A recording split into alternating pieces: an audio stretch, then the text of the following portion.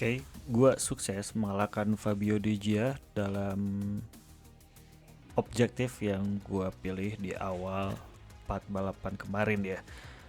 Di sini gua akan meminta teknisi untuk mengembangkan motor kembali apa yang harus dikembangkan dari race sebelumnya. Ya, keluhan-keluhan yang gua alami lah di Brno apa itu. Kalau untuk manufaktur preference-nya yaitu gua harus meningkatkan aerodynamic penetration ya. Tetapi di sini gua akan memilih mungkin frame, mungkin elektronik ya, I don't know lah. Gua masih berpikir apa ya ini yang gua harus kembangkan. Ya, sambil berbicara dengan teknisi, berdiskusi, mencari jalan tengahnya, jalan keluarnya. Ya, karena ya gue juga bingung ya. Ya, bingungnya adalah karena motor ini sudah lumayan bagus.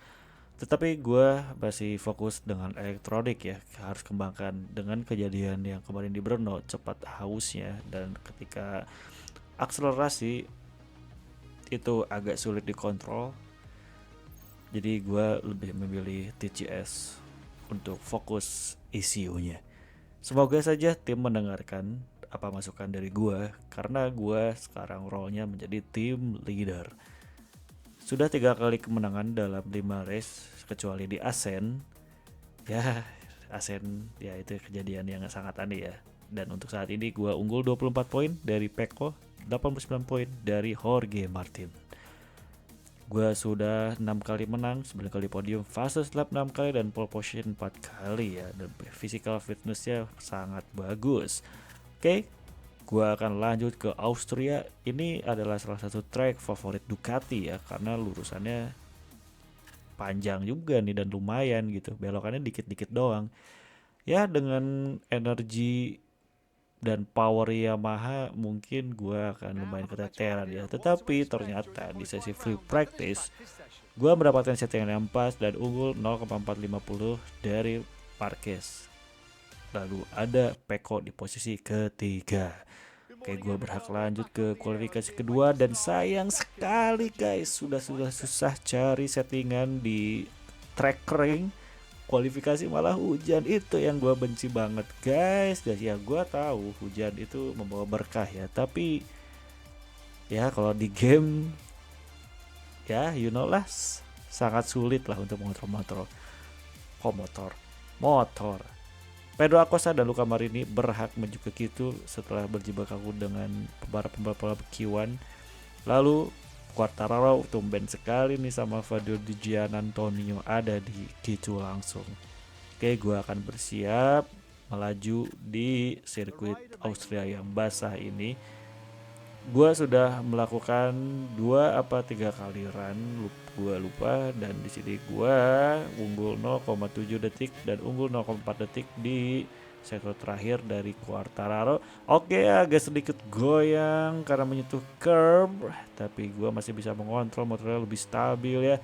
Oke, menuju garis finish, apakah gue berhasil menuju posisi 1? Nice, unggul 0,2 detik dari Marquez dan akhirnya gua berhasil meraih pole position di track basah guys. Itu suatu rekor terbaru dari gua. Oke, Marquez posisi 2, Quartararo 3, Peko 4, Martin 5, Marini 6, Di Giannantonio 7, Alex Marquez 8, Brad Binder 9, Morbidelli 10, Fermin Aldeguer 11, dan Pedro Acosta 12. Jadi ada 3 pembalap Yamaha di starting grid 12 besar.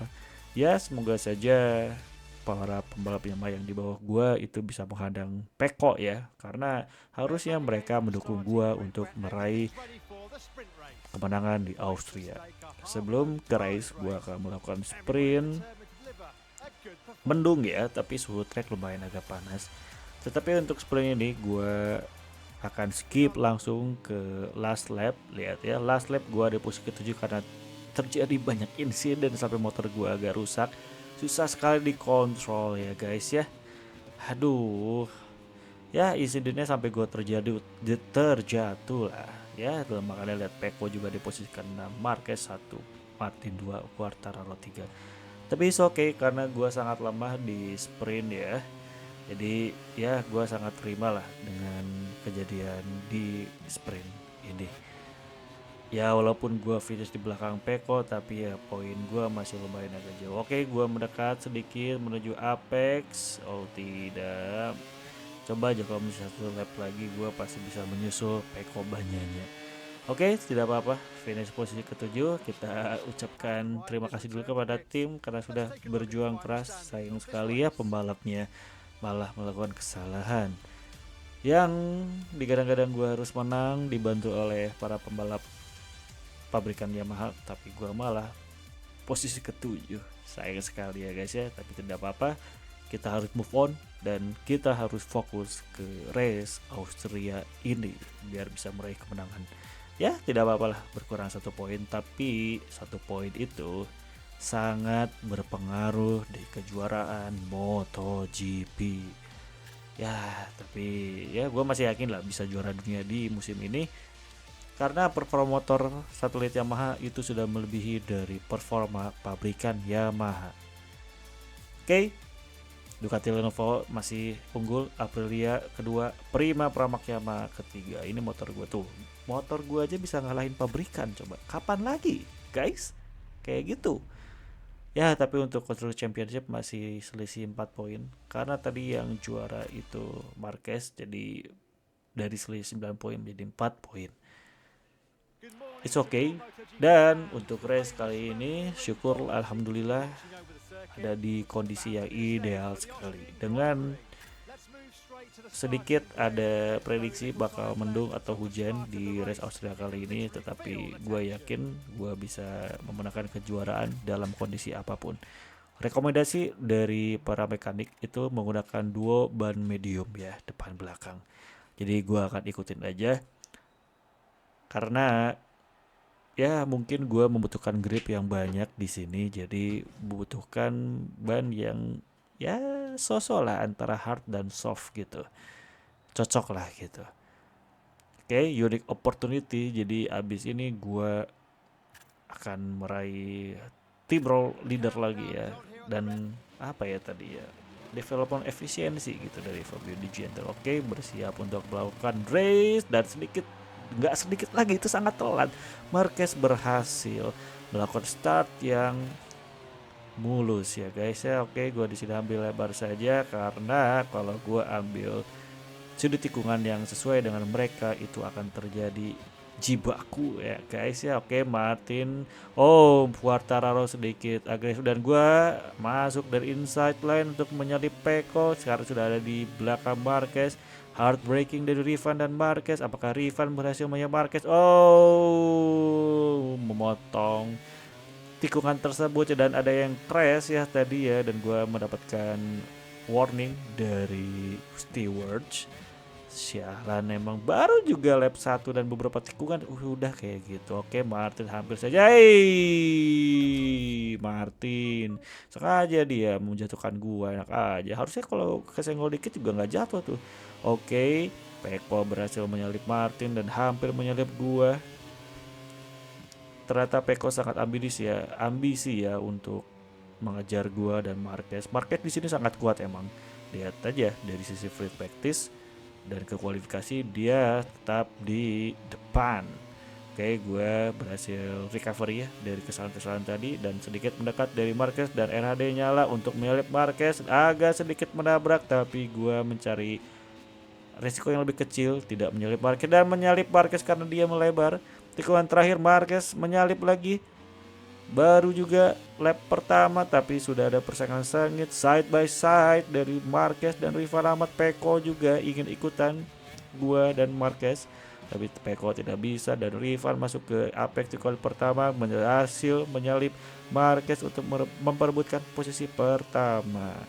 Seru sekali di 1 dan 2 lap awal antara Rivan dan Marquez saling salip menyalip dan memberikan tontonan yang menarik ya untuk para penonton yang sudah jauh-jauh dan bayar mahal.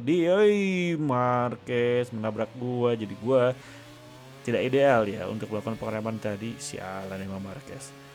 Jadi gua benci banget sih sama Marquez karena kejadian 2015 itu Barak Rossi, karena dia terlalu agresif ya guys ya. Oke, Marquez berhasil menyalip dan gua berhasil menyalip kembali, sedikit melebar Marquez dari situ dan gua memanfaatkan momentum tersebut.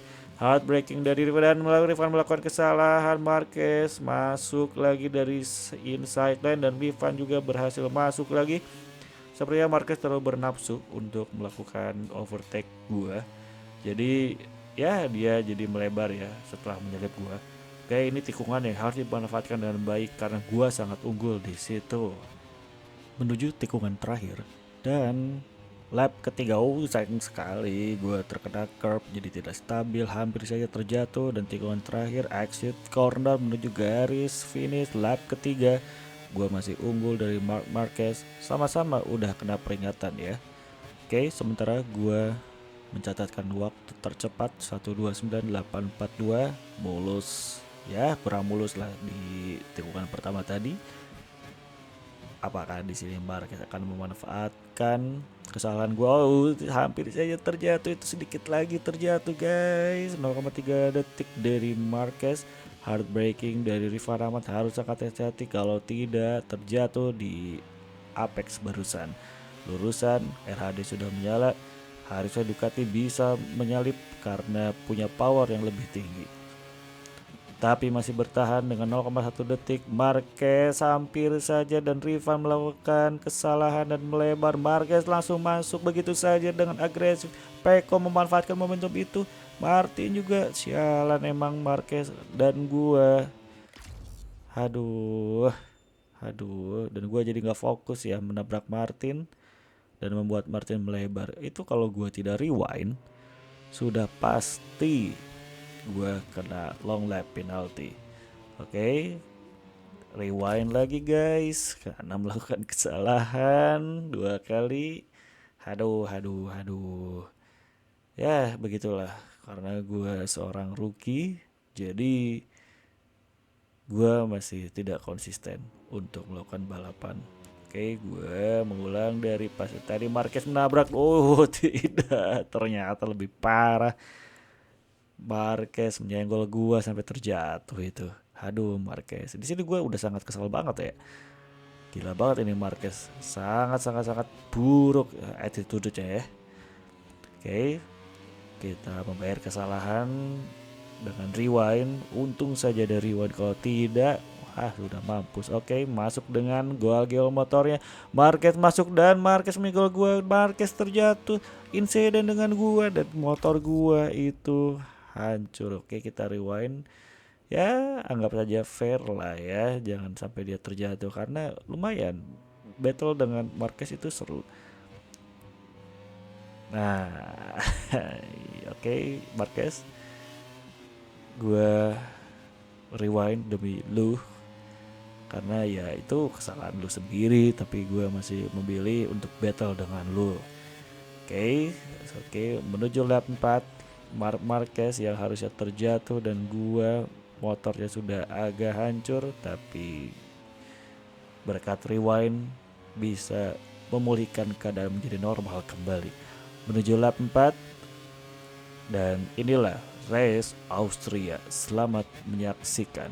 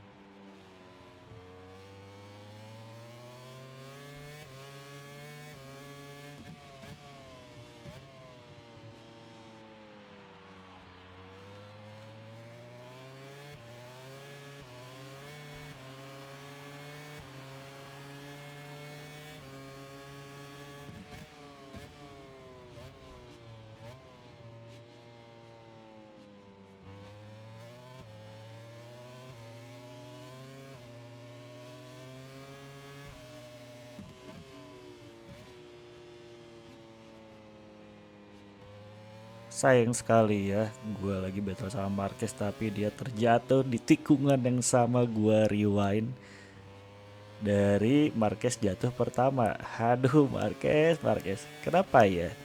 Dia itu sudah tua tapi tidak belajar dari kesalahan gitu. Harusnya dia yang lebih berpengalaman bisa menjaga risiko itu. Oke, menuju tikungan akhir tidak ada perlawanan yang berarti dari Peko dan Martin. Woi. Ai, ai, ai, ai, ai, ai. Terlalu bernafsu untuk saja ada rewind. RHD nyala.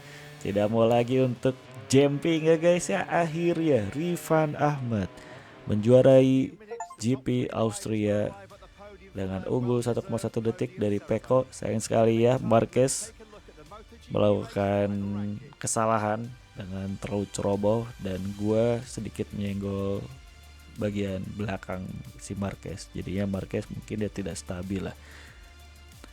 Kita lihat di sini Somkia Chantra yang sebelumnya ada di depan sekarang ada di akhir lagi. Marquez not qualified, jadi ya sayang sekali ya Marquez tidak bisa melanjutkan balapan.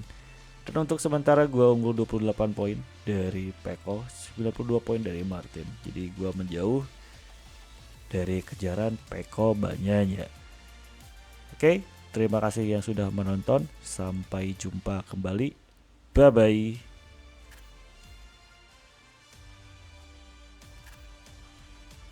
We're moving to Parc Ferme with the live coverage where the 3 podium finishers have just arrived. The winner is over the moon and is rightly indulging in celebrations with his team members.